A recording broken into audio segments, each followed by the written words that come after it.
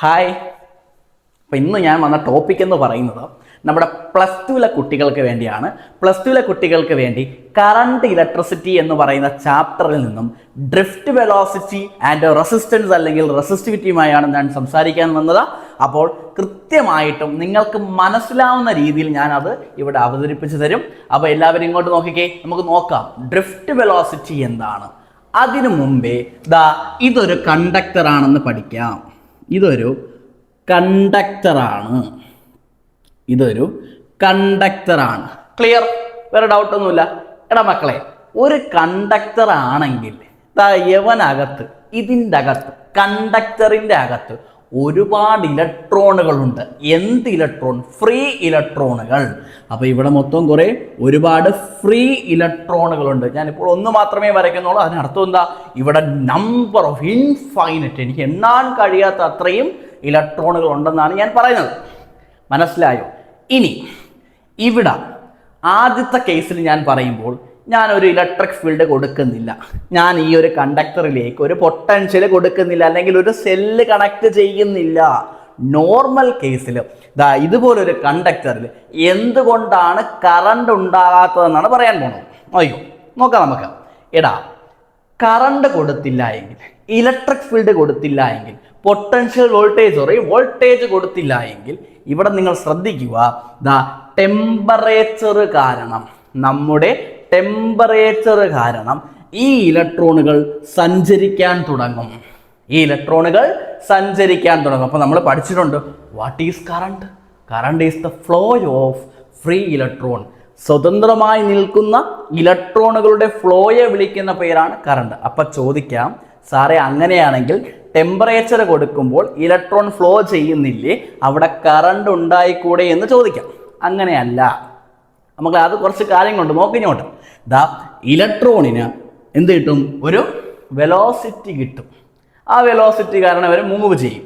Move ചെയ്യുന്ന direction എന്ന് പറയുന്നത് തോന്നിയതുപോലെയാണ്. അങ്ങോട്ട് പോയി ഇങ്ങോട്ട് പോയി, അങ്ങോട്ട് പോയി ഇങ്ങോട്ട് പോയി, അവർ പരസ്പരം ഇടിച്ച് ഇവിടുത്തെ കേസിൽ, അതായത് എപ്പോഴുള്ള കേസിൽ ഇലക്ട്രിക് ഫീൽഡ് കൊടുക്കുന്നതിന് മുൻപായി ഇവിടുത്തെ ആവറേജ് വെലോസിറ്റി എന്ന് പറയുന്നത് യു ആവറേജ് എന്ന് പറയുന്നത് 0യാണ്. ഇവർ പരസ്പരം ഇടിച്ചുകൊണ്ട് ഇവരുടെ വെലോസിറ്റി ക്ലോസ് ടു 0 ആവും. അതുകൊണ്ട് യു ആവറേജ് അല്ലെങ്കിൽ ഇനിഷ്യൽ വെലോസിറ്റിയുടെ ആവറേജ് എന്ന് പറയുന്നത് 0യാണ്. കാര്യം ക്ലിയർ ആണോ? എപ്പോഴാ? ഞാൻ ഒരു വോൾട്ടേജ് കൊടുക്കാത്ത സമയത്താണ്. ഇനി ഞാൻ ഇതിലേക്ക് ഞാൻ വോൾട്ടേജ് കൊടുക്കുന്നു, ഒരു പൊട്ടൻഷ്യൽ ഡിഫറൻസ് കൊടുക്കുന്ന സമയത്ത് മക്കളെ, വലിയ വര ആരോ അവൻ പോസിറ്റീവും ചെറിയ വര ആരോ അവൻ നെഗറ്റീവുമാണ്. ക്ലിയർ? കാര്യം മനസ്സിലായല്ലോ. അപ്പോൾ പോസിറ്റീവും നെഗറ്റീവുമായിട്ടുള്ള ഞാനൊരു സെല്ല് കണക്ട് ചെയ്യുമ്പോൾ ഇവിടെ ഒരു ഇലക്ട്രിക് ഫീൽഡ് ഉണ്ടാകും. അതായത് ഈ സർക്യൂട്ടിന് ഇവിടെ മുതൽ ഇവിടം വരെ ഒരു ഇലക്ട്രിക് ഫീൽഡ് ഉണ്ടാവും. കാര്യം ക്ലിയർ? Crystal clear? ഓക്കെ അല്ലേ? അപ്പൊ ഇനി നോക്കാം. അങ്ങനെ ഇലക്ട്രിക് ഫീൽഡ് ഇവിടെ വരുമ്പോൾ ഇവിടെ ആരാ ഉള്ളത്? ഇലക്ട്രോൺ അല്ലേ മക്കളെ? ഈ ഇലക്ട്രോണിനൊരു ഫോഴ്സ് ഉണ്ടാകും.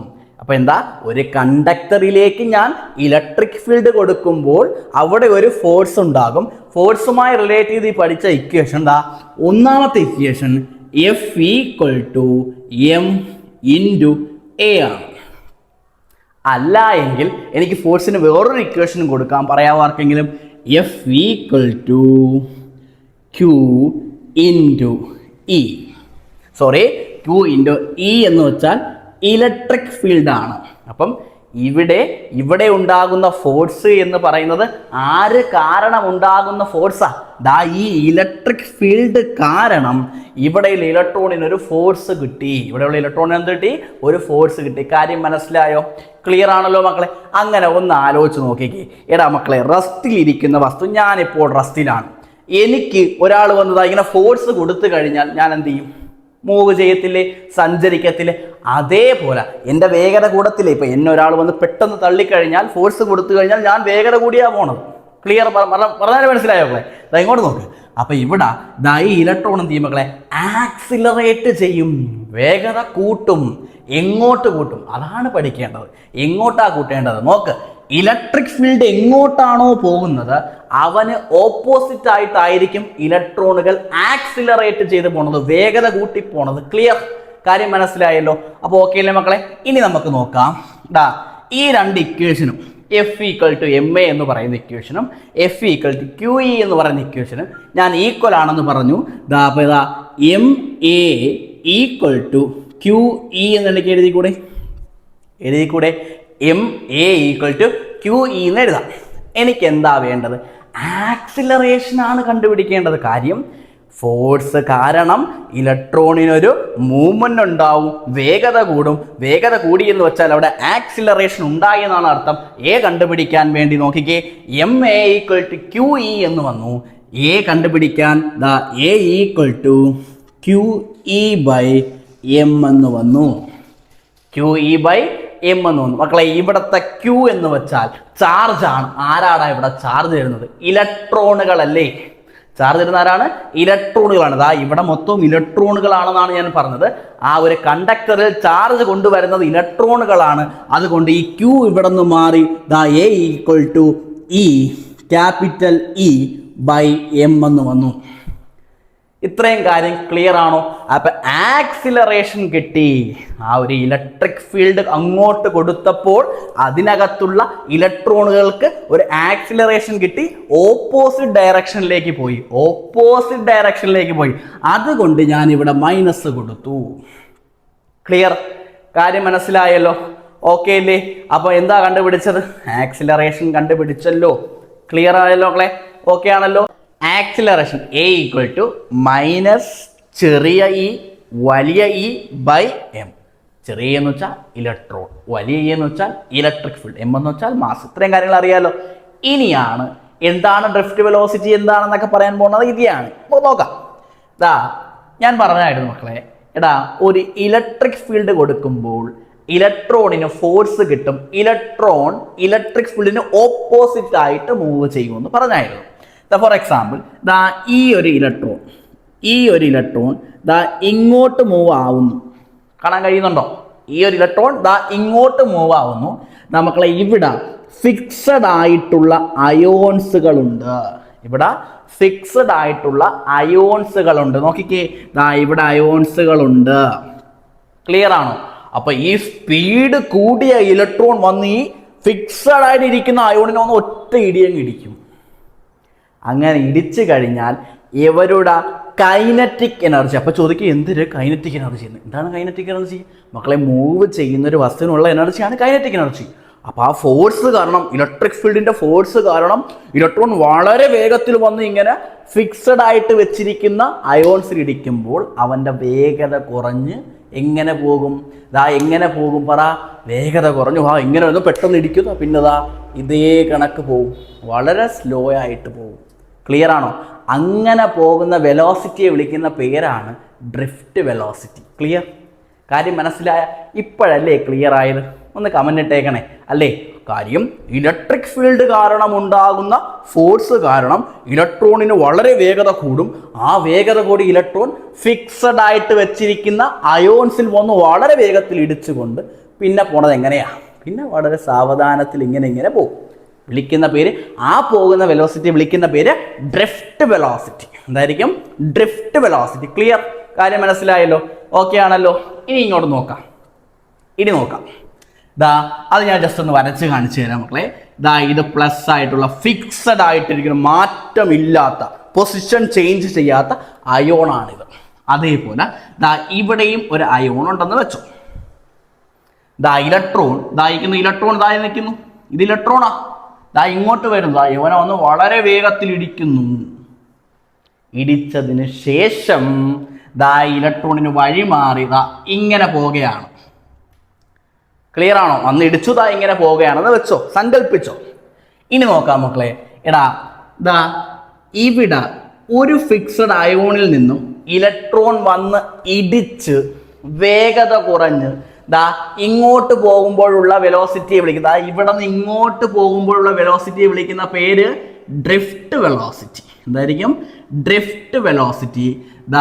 ഈ ഡിസ്റ്റൻസിനെ വിളിക്കുന്ന പേര്, അടുത്ത ഫിക്സഡ് അയോണിലേക്ക് പോകുമ്പോൾ ഇത്ര ഡിസ്റ്റൻസ് ട്രാവൽ ചെയ്യണം. ആ ഡിസ്റ്റൻസിനെ വിളിക്കുന്ന പേര് mean path, free mean path. എന്തായിരിക്കും? Free mean path, free mean path. അതിനെടുക്കുന്ന ടൈമിനെ വിളിക്കുന്ന പേര്, ആവറേജ് ടൈമിനെ വിളിക്കുന്ന പേര് റിലാക്സേഷൻ ടൈം അല്ലെങ്കിൽ ടോ, അല്ലെങ്കിൽ ടോ. അപ്പോൾ എന്താ പറഞ്ഞത്? ഒരു ഇലക്ട്രോൺ വന്ന് ഒരു ഫിക്സഡ് ആയിട്ടുള്ള അയോണിനെ വന്ന് ഇടിച്ച് വേഗത കുറഞ്ഞിങ്ങനെ പോയി അടുത്ത ഫിക്സഡ് ആയിട്ടുള്ള അയോൺ ഇടിക്കുമ്പോൾ അവൻ പോകുന്ന വെലോസിറ്റി വിളിക്കുന്ന പേര് ഡ്രിഫ്റ്റ് വെലോസിറ്റി. അവൻ സഞ്ചരിച്ച ദൂരത്തിനെ വിളിക്കുന്ന പേര് മീൻ ഫ്രീ പാത്ത്. എന്തായിരിക്കും? Mean free path. തിരിഞ്ഞു പോയതാണേ, മീൻ ഫ്രീ പാത്ത്. ക്ലിയർ ആണല്ലോ? മനസ്സിലായല്ലോ? Mean free path, mean free path. Clear? Crystal clear? മനസ്സിലായല്ലോ മക്കളെ? ഇനി നോക്കാം. അപ്പോൾ ഇവിടുത്തെ ടൈം എന്താ? ആവറേജ് ടൈം എന്താ? റിലാക്സേഷൻ ടൈമാണ്. എപ്പോൾ എങ്ങനെ പറയാം റിലാക്സേഷൻ ടൈം? ഒരു ഇലക്ട്രോൺ ആക്സിലറേറ്റ് ആയി വന്ന് ഒരു ഫിക്സഡ് ആയിട്ടുള്ള അയോണിനെ ഇടിച്ചുകൊണ്ട് അവൻ്റെ വേഗത കുറഞ്ഞ് പയ്യെ ഇങ്ങനെ പോകുന്ന വെലോസിറ്റി വിളിക്കുന്നത് ഡ്രിഫ്റ്റ് വെലോസിറ്റി. അടുത്ത അയോണിനെ ഇടിക്കുമ്പോൾ ആ ദൂരത്തെ വിളിക്കുന്ന പേര് പറ, മീൻ ഫ്രീ പാത്ത്. എന്തായിരിക്കും? Mean free path. അതിനെടുത്ത ടൈമിനെ വിളിക്കുന്ന പേര് റിലാക്സേഷൻ ടൈം. കാര്യം ക്ലിയർ അല്ലേ? ഇനി നമുക്ക് ഡ്രിഫ്റ്റ് വെലോസിറ്റിയുടെ എക്സ്പ്രഷനിലേക്ക് പോകാം. നോക്കാം പാ. ഇങ്ങോട്ട് നോക്കിക്കേ, ഇക്വേഷൻ മക്കളെ നോക്കിക്കോ. V equal to U plus A T ആണ്. V equal to U plus A T ആണ്. ഇവിടുത്തെ വി എന്ന് പറയുന്നത് വി ഡി ആയി മാറും. അറിയാം, വെലോസിറ്റി എന്ന് പറയുന്നത് ഡ്രിഫ്റ്റ് വെലോസിറ്റിയായി മാറും. ടി എന്ന് പറയുന്നത് ടോ ആയി മാറും. ടി ആവറേജ് ടൈം എന്ന് പറയുന്നത് റിലാക്സേഷൻ ടൈമാണ്, ടോ ആയി മാറും. ഇനി നമുക്ക് നോക്കാം മക്കളെ. ഇവിടെ ഇനീഷ്യൽ വെലോസിറ്റി 0 അല്ലേടാ? കാര്യം ഇലക്ട്രിക് ഫീൽഡ് കൊടുക്കുന്നതിന് മുമ്പേ ഇലക്ട്രോണുകളുടെ ആവറേജ് വെലോസിറ്റി എന്താ? 0യാണ്. അപ്പോൾ ഇവിടെ യു എന്തായിരിക്കും മക്കളെ? യു എന്ന് പറയുന്നത് 0യാണ്. ഏത് കണ്ടീഷനാണ്? ഇലക്ട്രിക് ഫീൽഡ് കൊടുക്കുന്നതിന് മുമ്പായിട്ടാണ്. കാര്യം ക്ലിയർ ആണല്ലോ? ഇനി നമുക്ക് നോക്കാം. ഇങ്ങോട്ട് നോക്കിക്കേ. V equal to A into T. V equal to A into T. വിക്ക് പകരം ആരാ? വി ഡി ഈക്വൽ ടു എക്ക് പകരം നിങ്ങളെ ആക്സിലറേഷൻ കണ്ടുപിടിച്ചായിരുന്നു. ആരാ മക്കളെ? പറയടാ. എ ഈക്വൽ ടു പറ ഇ ബൈ എം. ഇവിടെ ടി എന്ന് പറയുന്നത് ആരായി മാറും മക്കളെ? റിലാക്സേഷൻ ടൈമായി മാറും. ടോ ആയി മാറും. റിലാക്സേഷൻ ടൈമായി മാറും. ക്ലിയർ ആണോ കാര്യങ്ങൾ? ക്രിസ്റ്റൽ ക്ലിയർ അല്ലേ? എന്തെങ്കിലും ഡൗട്ട് ഉണ്ടോ മക്കളെ? എന്തെങ്കിലും ഡൗട്ടെങ്കിൽ ഒന്ന് കമൻറ്റ് ഇട്ടേക്കണേടാ. ഞങ്ങൾക്ക് കൃത്യമായിട്ടും ഓൺ ദ സ്പോട്ടിൽ തന്നെ നിങ്ങൾക്ക് ഞാൻ റിപ്ലൈ തരും. ഇനി എന്തെങ്കിലുമൊക്കെ അപ്ഡേഷൻസ് വരുത്തണമെങ്കിലും നിങ്ങൾ എന്ത് ചെയ്യണം? ഒന്ന് കമൻറ്റ് ചെയ്യണം. അപ്പോൾ കാര്യങ്ങൾ മനസ്സിലായി എന്ന് ഞാൻ വിശ്വസിച്ചോട്ടെ. ഓക്കെ അല്ലേ? ഇപ്പോൾ പറഞ്ഞ കാര്യങ്ങൾ എന്താ അറിയാമല്ലോ? ഒന്ന് ചിന്തിച്ച് നോക്കണം മക്കളെ.